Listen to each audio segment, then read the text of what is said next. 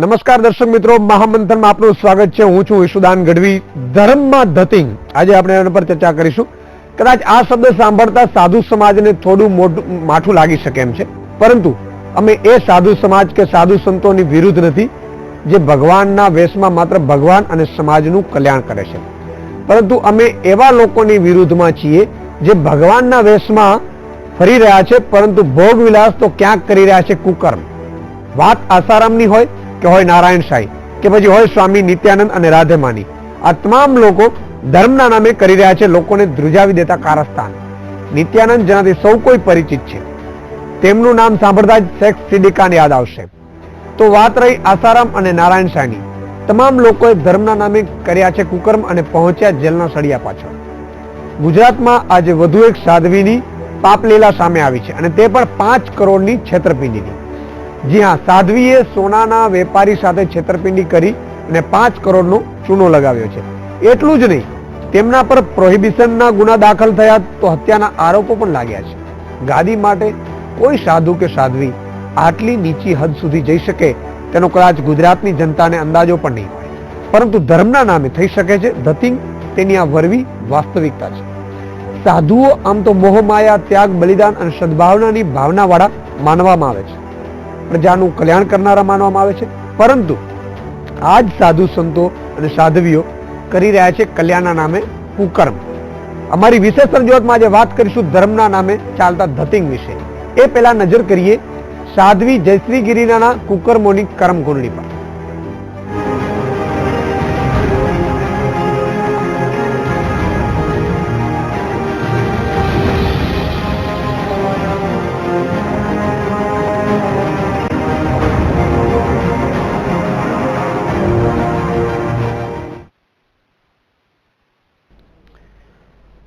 બનાસકાંઠા જિલ્લાના વડગામ નજીક આવેલા મુક્તેશ્વર મઠના સાધ્વીજી સામે 5 કરોડની છેતરપિંડીની ફરિયાદ બાદ પોલીસનો તપાસનો ધમધમાટ તેજ થયો છે। સાધ્વીના બેનામી સામ્રાજ્યનો પર્દાફાશ થયો છે। જોકે સાધ્વીએ પોતાનો બચાવ કરીને તમામ આરોપો ફગાવી દીધા છે।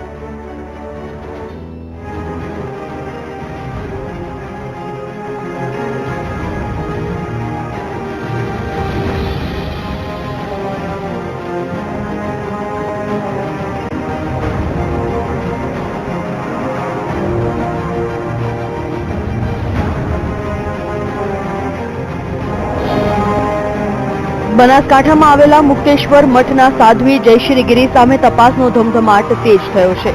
આ વખતે સાધ્વી પર આરોપ લાગ્યો છે રૂપિયા 5 કરોડની છેતરપિંડીનો। એક સોની વેપારીએ નોંધાવી છે સાધ્વીએ તેમની પાસેથી રૂપિયા 5 કરોડનું સોનું ખરીદ્યું છે તેની ફરિયાદ, પરંતુ તેના નાણાં નથી ચૂકવ્યા। જો કે સાધ્વીએ પોતાના પર લાગેલા આરોપ ફગાવી દીધા છે અને પોતાના બચાવમાં આ એક ધાર્મિક કાવતરું ગણાવ્યું છે। ખોટા છે તમામ જે જૈન વાણિયા છે, આપણે સુરેશભાઈ શાહ જૈન વાણિયા, અને જુનાગઢ જે અમારું છે મતલબ કમંડલ કુંડ હોય કે દત્તાત્રેય ભગવાન, એ અમારા છે અને અમારા ગુરુઓની પરંપરા છે। જૈનીઓ કે અમારા નેમિનાથ છે, સુરેશભાઈ વાણિયા છે, એમને મારી ઉપર ખોટો એમ આરોપ લગાવ્યો, આ કર્યું। એમાં જૈનોનો સાથ હોવો જોઈએ। 19 તારીખે મેં ભવનાથની વ્યવસ્થાપક બની અને આ બનાવ તરત 2 દિવસ પછી આ બનાવ બને છે। પોલીસે સાધ્વી પર ફરિયાદના આધારે તેમના ઘરે તપાસ હાથ ધરી। સાધ્વી જયશ્રી ગિરીના ઘરેથી રૂપિયા 1.25 કરોડની રોકડ અને 2.4 કિલો સોનું પકડાયું છે। એટલું જ નહીં, સાધ્વીના ઘરેથી દારૂની 10 અને બિયરની 14 બોટલ પણ મળી આવી છે। જો કે સાધ્વીએ આ આરોપો પણ ફગાવી દીધા છે।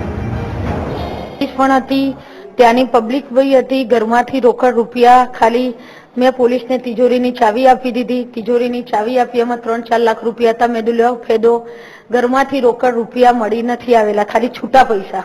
બહાર ગાડીમાંથી પોલીસ કે અમે કવર કર્યું। પોલીસને તમે પૂછજો કે ઘરમાંથી ને રહી વાત દારૂની બોટલોની, દારૂની બોટલ તો સાહેબ જ્યારે હું હતી 4 વાગ્યા સુધી સાહેબે બધું જ મને અહીં લાવ્યા, ત્યારે સાહેબે બધી જ તપાસ કરી તો બિયર ને દારૂની બોટલો નથી, ક્યાંથી આવી ગઈ। સાધ્વી પર અગાઉ પણ એક હત્યા કેસમાં વિવાદ છે। તેમની સામે સેશન્સ કોર્ટમાં હજી પણ કેસ ચાલી રહ્યો છે। તેમની સામે હત્યાની ફરિયાદ કરનારા ફરિયાદીનો આરોપ છે કે સાધ્વી જયશ્રી ગિરીએ 2008માં તેના ગુરુ મૌની બાબા સંજય ગિરી મહારાજની હત્યા કરી હતી। આમાં એવું છે કે આ સંન્યાસી સાધુ છે જ નહીં, 2 બાળકોની માતા છે અને એને એના પરિણીત પતિ બિપિનભાઈ બારોટની સાથે પણ ડિવોર્સ લીધેલા છે. ડિવોર્સ લીધા પછી આ જયશ્રીગીરી મુક્તેશ્વર મહાદેવમાં બ્રહ્મલીન જગદીશગીરી ગુરુ કલ્યાણગીરીના સાનિધ્યમાં આવી અને એકાદ બે વર્ષ ત્યાં એનું રહેવાનું થયું અને જગદીશગીરી બાપુનો પણ આજની તારીખમાં પત્તો નથી. અને જગદીશગીરી બાપુની કેટલીક મેટર મોની બાબા સંજયગીરી બાપુ જાણતા હતા, એટલે જ એને ધ્યાનમાં રાખીને જ મોની બાબા સંજયગીરી બાપુની હત્યા સાધ્વી જયશ્રીએ કરી છે. સાધ્વી જયશ્રીગીરી ભલે પોતાના પર લાગેલા આરોપ ફગાવી રહ્યા હોય, પરંતુ તેમની સામે કેટલાક સવાલો ઉઠી રહ્યા છે. સાધ્વી કહે છે કે તેમના ઘરેથી આટલા બધા રૂપિયા નથી મળ્યા, તો પોલીસ તપાસમાં 1.25 કરોડ રૂપિયા ક્યાંથી આવ્યા? સાધ્વીના ઘરે દારૂ અને બિયર ક્યાંથી આવ્યું? સાધ્વીને શાની લાલચ હતી? આ તમામ સવાલો વચ્ચે સૌથી મોટો સવાલ એ છે કે શું સાધ્વી સામે સચોટ તપાસ થશે કે પછી અન્ય કેસોની જેમ આ કેસને પણ નબળો બનાવી દેવામાં આવશે? મયુર મેવાડા સાથે વીટીવી ન્યૂઝ, બનાસકાંઠા. સાધ્વીજી જયશ્રીગીરીનું જુનાગઢ કનેક્શન પણ જાણવા જેવું છે. જુનાગઢ ગિરનારની ગોદમાં આવેલા ભગવાન ભવનાથ મંદિરની પરંપરા છે કે 14 મઢીના સંતોને જ ગાદીપતિ તરીકે બેસાડવામાં આવે છે. પણ પૂર્વ કલેક્ટર આલોક પાંડે એ 2015માં હરિગીરીને મહંત પદે નિમણૂક કરી હતી. ત્યારબાદ હરિગીરીએ ભગવાન તીર્થ ક્ષેત્રમાં આવેલા ગુરુદત્ત આશ્રમના સંચાલિકા શૈલજા પાંડેને જવાબદારી સોંપી દીધી હતી. જે દરમિયાન મંદિરમાં અનેક વિવાદ જોવા મળ્યા હતા. સાધ્વી જયશ્રીગીરી અને શૈલજા પાંડે વચ્ચે અનેકવાર તકરાર પણ થતી હતી, જેને લઈને શૈલજા પાંડેની નિમણૂકને 1.5 વર્ષ પૂરા થતા હરિગીરીએ તેમને હટાવીને મહામંડલેશ્વર જયશ્રી ગોસ્વામીને મંદિરના વહીવટકર્તા તરીકે નિમ્યા હતા. જે બાદ સાધ્વી જયશ્રી ગોસ્વામીના જન્મ દિવસે નિમિત્તે એક ડાયરાનું આયોજન પણ કરવામાં આવ્યું હતું, જેમાં નવી 2000ની નોટો ઉડાડતા વિવાદ ઉભો થયો હતો. ત્યારબાદ આ વિવાદ સામે આવતા ગિરનાર કમંડલ કુંડના મહંતે આ ઘટનાને ષડયંત્ર ગણાવ્યું હતું.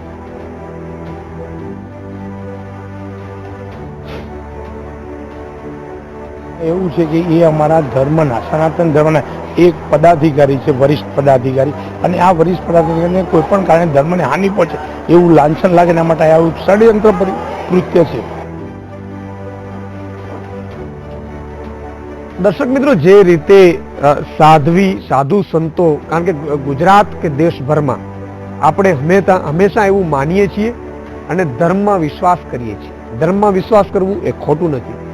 વીટીવી પણ એવું માની રહી છે દર્શક મિત્રો કે ધર્મ છે એ હોવું જોઈએ અને ધર્મમાં વિશ્વાસ રાખવો જોઈએ, પરંતુ ધર્મના નામે કેટલાક ધતિંગ ચાલી રહ્યા છે. એ ધતિંગના કારણે જે રીતે ભક્તો જ્યારે ખબર પડે છે ત્યારે ભક્તોને બહુ જ ઠેસ પહોંચે છે અને એના કારણે જ આ ખરેખર આ ધર્મના ધતિંગને ઉજાગર કરવાનું મેં વિચાર્યું છે. વડોદરાથી શું નામ છે?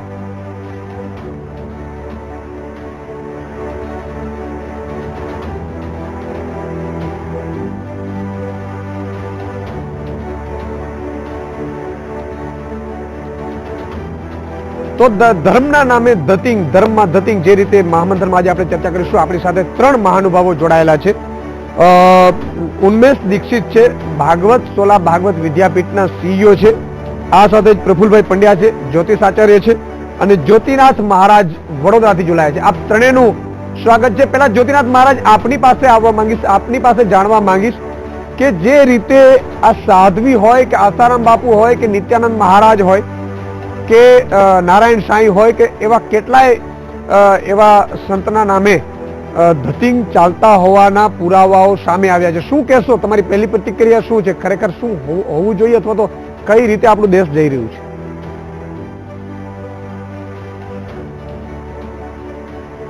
શાસ્ત્રની અંદર તમે તો ચારણ છો ભાઈ, ગઢવી છો, ના જાણો છો જનની જન તો ભક્ત જન કા દાતા કા છોડ, નહીતર રહેજે વાંજળી મત ગુમાવીશ નૂર.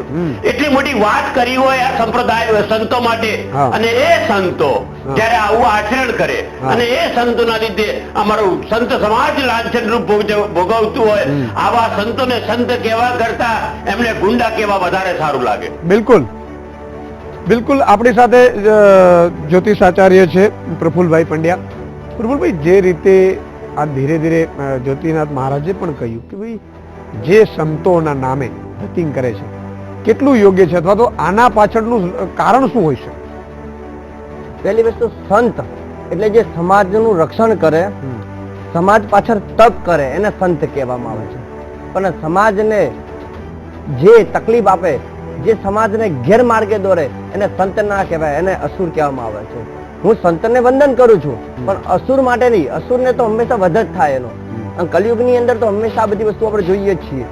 પણ આ હિમાલયની તળેટીમાં હજારો એવા સંતો છે કે જેનો એક હાથ જો તમારા મસ્તક ઉપર પડી જાય તો દુર્ભાગ્યની રેખાઓ દૂર થઈ જાય છે.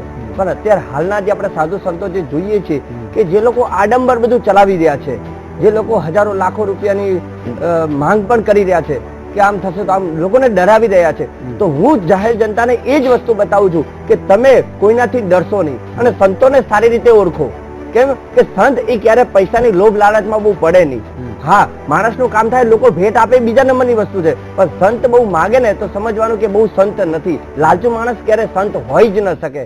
અને સમાજની અંદર તો સંત હંમેશા લોકોનું કલ્યાણ કરે છે, બિલકુલ કલ્યાણ કરે છે. ઉમેશભાઈ દીક્ષિત પણ આપણી સાથે છે, ભાગવતના CEO છે, ભાગવત વિદ્યાપીઠ છે. ઉમેશભાઈ, જે રીતે સંત સમાજની જ્યારે આવી વાતો આવે અથવા તો આવી રીતે સંત સમાજ ક્યાંક ને ક્યાંક આરોપોમાં, સાધ્વી ઉપર, જયશ્રીગીરી ઉપર તો અત્યાર સુધીની પણ એક આરોપ લાગ્યા છે, એમના ઘરમાંથી, મઠમાંથી દારૂ મળવું, રૂપિયા રોકડ મળવા, સોનું મળવું, આ બધું શું સૂચવે છે? સંતો પણ સમાજનો જ એક હિસ્સો છે. જેમ હમણાં બંને વિદ્વાનોએ આપણને જણાવ્યું, આપણે એને જુદા ભાગમાં જો જોઈએ તો સમાજમાં 70% જે સંતો હોય તે સારા વ્યક્તિઓ હોય, કોઈ પણ ક્ષેત્રના હોય, એ લોકો સંરક્ષક હોય છે. 20% વ્યક્તિઓ એવા હોય છે કે જે નેતૃત્વ લઈ અને કોઈક સારા કર્મ કરવા માટે આગળ નીકળતા હોય છે. અને 10% વ્યક્તિઓ ક્યાંક ભક્ષક હોય છે અથવા તો ક્યાંક નડતર રૂપ હોય છે. અને આ લોકો જ બાકીના 90% વ્યક્તિઓ ઉપર છાંટા ઉડાડતા હોય છે, જે ખૂબ જ પીડાદાયક છે, દુઃખદાયક છે. જ્યોતિનાથ મહારાજ, ફરી આપની પાસે આવવા માંગીશ. તમને સારી વસ્તુ કહી એક કે જનની જણ તો ભગત જણ, દાતા કા સૂર. બહુ જ આનંદની વાત છે. પરંતુ આજે આ સંતોને આવું કરવાની કેમ ઈચ્છા થાય છે? કારણ કે સંત કહેવાય એને તો સંસારનો ત્યાગ કર્યો હોય, જેણે પોતાને સર્વસ્વ છોડી દીધું હોય ત્યારે એને સંતની ગરિમા મળે છે. ત્યારે આવું કરવા પાછળનું કારણ શું હશે?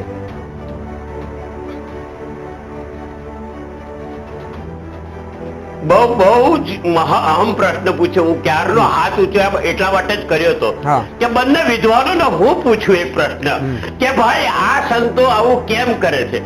એની પાછળ જો છબી વિચારશો ને તો ખબર પડશે કે આ સમાજ જવાબદાર છે.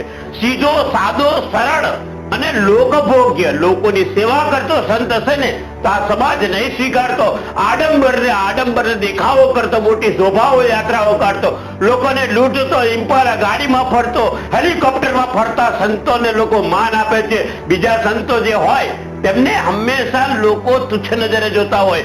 આ ભેદ રેખાઓના લીધે દરેક સંતને એવી ઈચ્છા થાય કે હું વૈભવી બનું, જેથી સમાજમાં મારું માન વધે, લોકો મને વધારે માનવા માંડે. આ એક કારણ છે. હું સાચો છું કે ખોટા? બંને વિદ્વાનો જવાબ આપે. બિલકુલ બિલકુલ. સુરેશભાઈ, આપ 100% સાચા છો. અને સમાજ જ વ્યક્તિને આગળ વધારતા હોય છે અને સમાજ જ વ્યક્તિને પાછળ રાખી શકે છે. આપણે જ એવા હોઈએ કે જેણે વાઇન અને ડિવાઇન આ બંનેમાં ફરક જો લાવી દઈએ તો એ સંત ખરેખર સાચા પૂજનીય પણ બને છે, અથવા તો સમાજને ક્યારેક આવા છાંટા ઉડાડી અને આપણને બધાને એક આંખનો પલકારો આપીને, ચમત્કાર આપીને સજાગ કરે છે કે શું આપણે ખરેખર સાચી દિશામાં છીએ. બિલકુલ.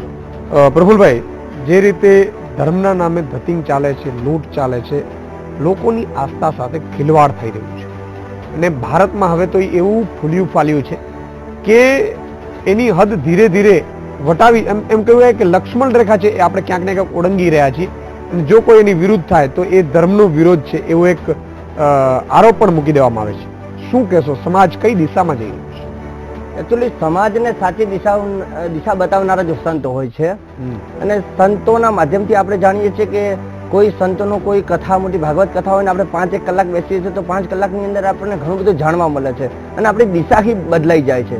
એવું કહેવાય કે વાલિયો લૂંટારો હતો ને, એ પોતે લૂંટફાટ જ કરતો હતો, એ ન કરવાનું કાર્ય કરતો હતો, અસત્યનું આચરણ, અતિશય પાપ કરતો. પણ એને જયારે સંત એ નારદ મુનિ મળ્યા ત્યારે એ વાલિયો લૂંટારો આજે વાલ્મીકી ઋષિ બનીને પૂજાય છે, કારણ કે એને સદગુરુ મળ્યા છે. તો સમાજની અંદર જો સાચા ગુરુ મળશે તો વ્યક્તિનો બેડો પાર થશે, પણ કલિયુગની અંદર મળવા મુશ્કેલ છે. કેમ કે શ્રીમદ ભાગવત બોલે છે કે કલિયુગની અંદર જે ન કરવાનું કરે, ન થવાનું થાય, એનું નામ જ કલિયુગ. જે આડંબર પૂજાય, ઢોંગી માણસ વહેલો પૂજાય, અને જે લોકો નોલેજ, જેનું જ્ઞાન નથી, જે સૂક્ષ્મ જ્ઞાન ધરાવનાર છે, એ લોકોની વાહવા થાય છે. જે અતિશય જ્ઞાન ધરાવનાર છે એ લોકોને કોઈ પૂછતું નથી. તો સમાજને હું એક જ વાત કહું છું કે હંમેશા સાચા વ્યક્તિને પારખો, કે જે વ્યક્તિના વાક્યથી તમારું કલ્યાણ થતું હોય અને તમે અનુભવ પહેલા કરો, ત્યારબાદ એને તમે પૂજો. પ્રફુલભાઈ, ખરેખર જનતાને જો એટલી ખબર પડતી હોત તો જનતા આવા લોકોના બ્રહ્મમાં આવત પણ નહીં, એ લોકોના માયાજાળમાં આવત પણ નહીં. પરંતુ આગળ પણ આપણે ચર્ચા ચાલુ રાખીશું. ત્રણેય મહાનુભાવો સાથે ચર્ચા રહેશે દર્શક મિત્રો,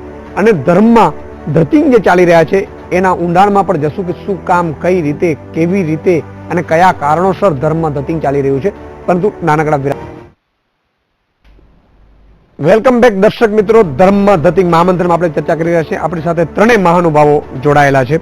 પ્રફુલભાઈ, આપને પૂછવા માંગીશ કે જે રીતે ધર્મમાં જે સાધુ સંતો આવવા માંગતા હોય અને પોતે સાધુ સંતોનો વેશ પણ પહેરી લે છે, પરંતુ ત્યારબાદ તેઓ વ્યવસ્થાપનના ભાગમાં વધારે પડતા રોકાઈ રહે છે. કોઈ મઠ હોય, કોઈ આશ્રમ હોય કે કોઈ, અને એ વ્યવસ્થાપનમાં પછી સ્કૂલો ચલાવવી, ફલાણું ચલાવવું, આના કારણે ખરેખર એ ભગવાનનું નામ તો સ્મરણ તો કરી જ નહીં શકતા હોય. શું કહેશો? પહેલી વસ્તુ હું કહું છું કે આપણા હિન્દુસ્તાનની અંદર જોવા જઈએ તો સૌથી મુખ્ય કોણ છે તો કે ઉત્તર, દક્ષિણ, પૂર્વ, પશ્ચિમ ચાર દિશાના ચાર જે શંકરાચાર્ય જે છે એ જગતગુરુ શંકરાચાર્ય કહેવામાં આવે છે. જે બોલે એ સાચું જ બોલે. કેમ કે શંકરાચાર્ય ક્યારે બને છે જગતગુરુ? કેમ કે જયારે સંપૂર્ણ શાસ્ત્ર, વેદ, પુરાણ અને ઉપનિષદના જે જ્ઞાતા હોય એ જ શંકરાચાર્ય બને, બાકી તો ગમે તે બેઠા પણ શંકરાચાર્ય જે બન્યા છે એના વિશે પણ ઘણી વખત આપણે જોઈએ છીએ કે કોઈ પણ શંકરાચાર્ય જયારે ગમે તે બોલે લોકો એની પાસે ઘણી વસ્તુ નેગેટિવ બોલવા મળે. શંકરાચાર્ય જે જવાબ આપે છે, પહેલા જવાબને તમે સમજો. વચ્ચે ઘણું બધું મેં જોયું હતું, શનિ સિંગડાપુરનું હતું, સાંઈબાબા વિશેનું હતું, ઘણું બધું. પણ શંકરાચાર્ય જે કઈ વસ્તુ કે છે એને પહેલા સમજો, કેમ કે આપણા કરતા 10 ગણું નોલેજ શંકરાચાર્ય છે. એ બરોબર છે. ઉન્મેશભાઈ, તમને પણ પૂછવા માંગીશ કે જે રીતે વ્યવસ્થાપનમાં જે સાધુ સંતો આવી જાય છે એ ભગવાનના નામ લેવા માટે તો સંસાર છોડે છે, તો પછી વ્યવસ્થાપન ને કઈ રીતે આ લોકો, એટલે લાલચના કારણે જ હશે? વ્યવસ્થાપન એ એક વ્યવહારનો મુદ્દો છે અને એનો એક નશો હોય છે, સત્તાનો એક નશો હોય છે. જ્યારે જેને ધર્મનું જ કામ કરવાનું છે એને વ્યવસ્થાપન કે વ્યવહારમાં રસ ન હોય તો ઘણા સત્કર્મો ધર્મમાં થઈ શકે છે અને વ્યવસ્થાપન આપોઆપ એમની આજુબાજુના નીચેના વ્યક્તિઓ કરી લેતા હોય છે. પણ એ સત્તાના નશામાં ઘણીવાર ધર્મમાં વ્યવસ્થાપન અને વ્યવસ્થાપનમાં ધર્મ આની આટીઘૂટી જળવાતી નથી. એટલા કારણે જ આ થાય છે.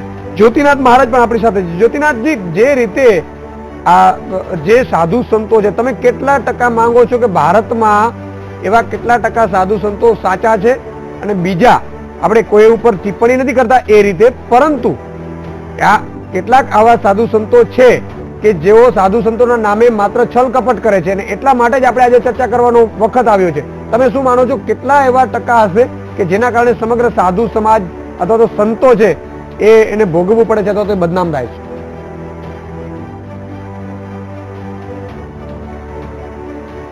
ઈશુદાન, ખરેખર હું તમને જણાવું આવું કોઈની પર્સન્ટેજ કાઢવાની ક્ષમતા આપણામાં નથી, પણ હા હું એક જરૂર કહું કે સંતોની એક પરિભાષા છે ને સંતોની એક રીતિભાતી છે કે જે સંત જે બોલતો હોય તે જ કર્મમાં આવે ને તે જ વિચારમાં આવે તો એ સંત સાચો કહેવાય. આ પહેલી પરિભાષા છે, પહેલું પગથિયું છે.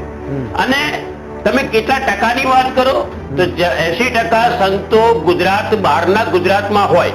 ગુજરાત બહારમાં એ શું કર્મ કરી રહ્યા તે છુપાવવા માટે ઘણી વખત ભેખ પહેરી લેતા હોય એવા બનાવો પણ આપણે જોયા છે.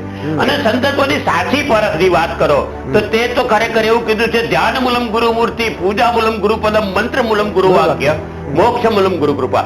પણ આ અશક્ય થઈ જાય છે જ્યારે આવા સંતોના દર્શન થાય, આવા સંત સમાજની અંદર ઉજાગર થઈને બહાર આવે કે જે ધર્મના નામે ધંધો કરે છે. આ બહુ કડવા શબ્દો હું બોલીશ, અને ધર્મના નામે ધંધો કરે. તમે હમણાં જે વાત કરી હતી, ધર્મના નામે રાજકારણમાં જોડાય, પોતાની રોટલીઓ શેકે, પક્ષાપક્ષી રાખે, આ સંત કહેવાને લાયક નથી રહેતા. કારણ કે સંતની દ્રષ્ટિ સમાન હોય છે, આ બધાથી પર હોય છે અને લોક કલ્યાણનો ઉદ્દેશ હોય છે. હું એમ જાહેરમાં કહું છું કે હું કમાવા નથી જતો, હું ભીખ માંગીને જીવું છું. બિલકુલ બિલકુલ. ભીખ એટલે લોકોના આપેલા પૈસાથી જીવું છું. પણ મહારાજ, એક સવાલ તમામ દર્શકોને વીટીવી ના થતા હશે અને જનતાને લોકોને થતા હશે, પરંતુ લોકોને ઓળખવા કઈ રીતે? કારણ કે લોકો તો ધર્મની સાથે જોડાયેલા છે, પછી એ વ્યક્તિ છે એ ફ્રોડ છે અથવા તો ધુતારો અથવા તો ધતિંગ કરે છે, એ લોકોને કેમ ખબર પડશે?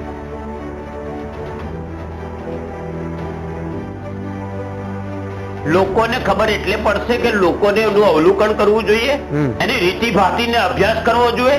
સહજ, મેં પહેલા સેન્ટેન્સમાં કીધું હતું કે સહજ અને સાદા સંતો લોકોને ગમતા નથી. એટલે સંતોમાં આડંબર એટલે ઘૂસી જાય, ઠસ્સો ઘૂસી જાય. અમે ગોલ્ડ બાબા ને અમે લોખંડ બાબા ને, અરે પણ શું જરૂર છે? સંત જ છો, બધું ત્યાગ કરીને નીકળ્યા છો, પોતાની જાતનું શ્રાદ્ધ તર્પણ કરીને નીકળ્યા, ત્યારે આ બધું શાના માટે?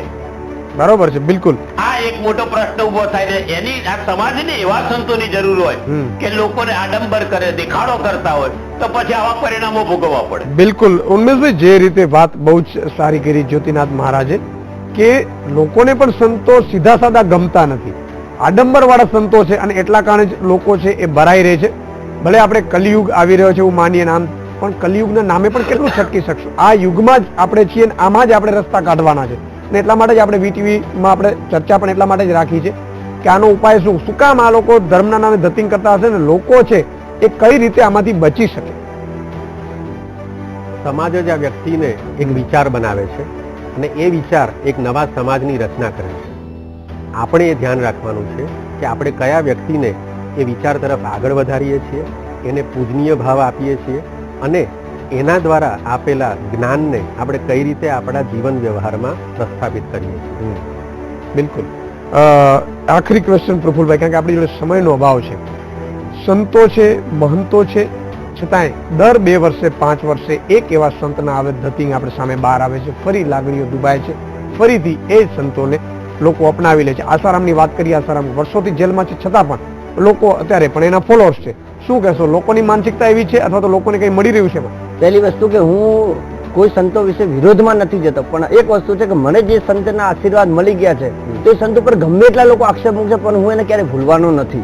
કેમ કે એનો ચમત્કાર મેં જોયો છે. અને આ તો બધું રાજકારણ છે, બધું પોલિટિક્સ છે. ક્યારેક કયો માણસને, જેમ કે આસારામ બાપુ છે, કદાચ એ એમના હજારો લાખો સંતો છે, પણ કદાચ એ કોઈ વ્યક્તિને કે કોઈ રાજકીય નેતાને કદાચ હાથ મૂકી દીધો હોય તો સામેવાળા એને પાડવા માટેની ઘણી બધી કોશિશ કરતા હોય છે. એના વિશે કેમ કે એક વસ્તુ તમે વિચાર તો કરો, દિમાગ હોય તો આપણને એટલી જ ખબર પડે કે આ વ્યક્તિની ઉંમર કેટલી છે, કેટલી ઉંમરે માણસ ઉંમર જોઈને આપણને ખબર પડી જાય. ઓકે પ્રફુલભાઈ, આપણી જોડે સમયનો અભાવ છે. પ્રફુલભાઈ, ઉન્મેશભાઈ અને જ્યોતિનાથ મહારાજ ત્રણેય મહાનુભાવનો ખૂબ ખૂબ આભાર વીટીવીમાં જોડાવા બદલ.